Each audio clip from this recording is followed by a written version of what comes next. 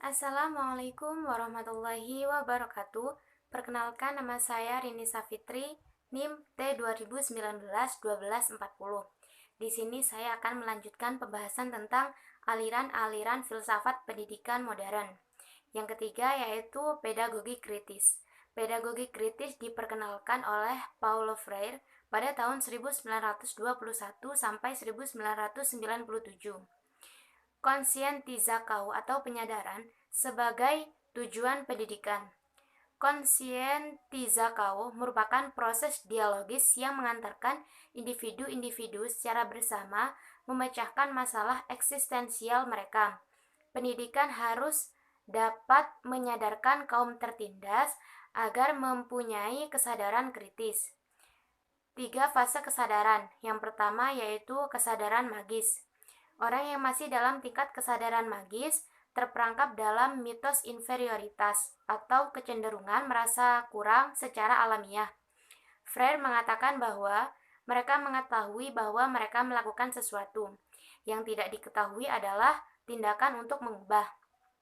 Kesadaran magis dicirikan sebagai fatalisme yang menyebabkan manusia membisu, mencaburkan diri ke lembah kemustahilan untuk melawan kekuasaan. Yang kedua yaitu kesadaran naif.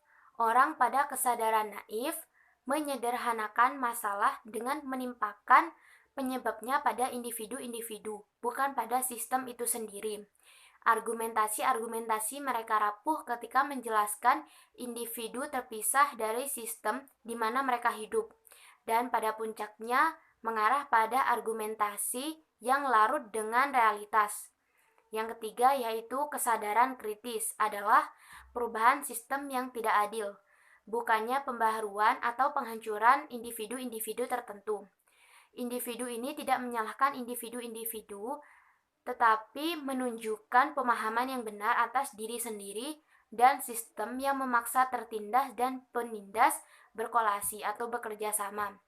Selanjutnya yaitu pedagogi kritis menurut Henry Giroux. Menurutnya, sekolah masih dapat berfungsi semestinya dalam masyarakat yang kapitalistik. Sekolah dapat menjadi kekuatan baik untuk dominasi ataupun emansipasi. Jadi, pedagogi kritis yang dikemukakan oleh Giroux berjalan dalam dua perjuangan, yaitu kritis dan kemungkinan mewujudkan emansipasi dalam bidang-bidang tersebut menjadi kenyataan. Selanjutnya yaitu kritik Giroux terhadap budaya positivisme. Giroux mengatakan bahwa budaya positivisme sebagai rasionalitas yang tidak rasional karena menekankan pada prediksi dan kontrol teknis.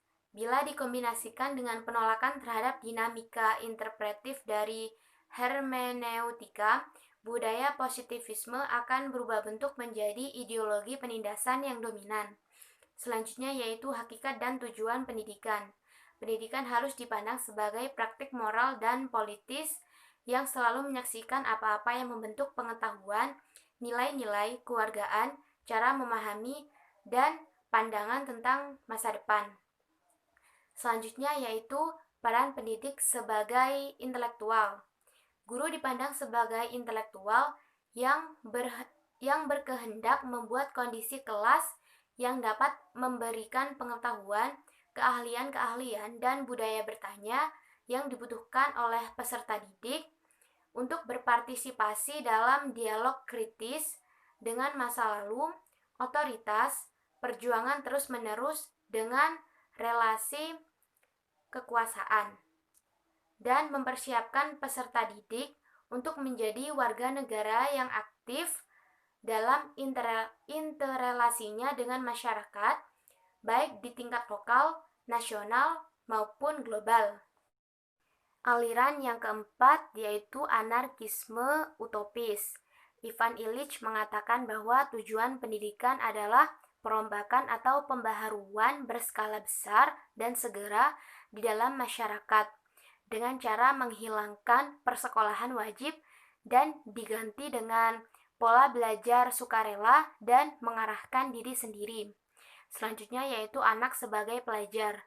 Anak-anak secara moral setara dan mereka mesti mendapatkan kesempatan-kesempatan belajar apapun yang mereka pilih sendiri, demi memperoleh tujuan apapun yang mereka anggap layak untuk dikejar. Selanjutnya yaitu penghapusan sekolah. Pendidikan tidak sama dengan persekolahan.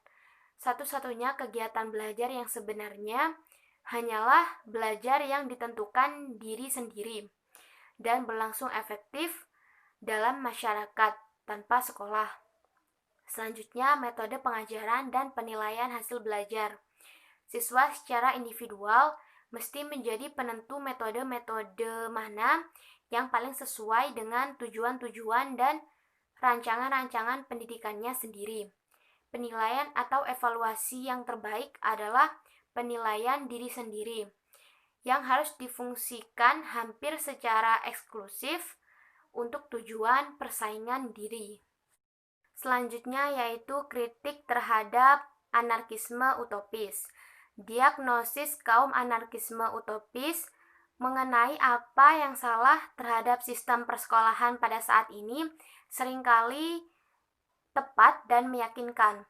Namun, resep apa yang mereka sodorkan untuk mengubahnya sering cenderung kabur dan tidak menjadikan orang terbujuk. Sekian pembahasan yang dapat saya sampaikan. Kurang lebihnya saya mohon maaf. Wassalamualaikum warahmatullahi wabarakatuh.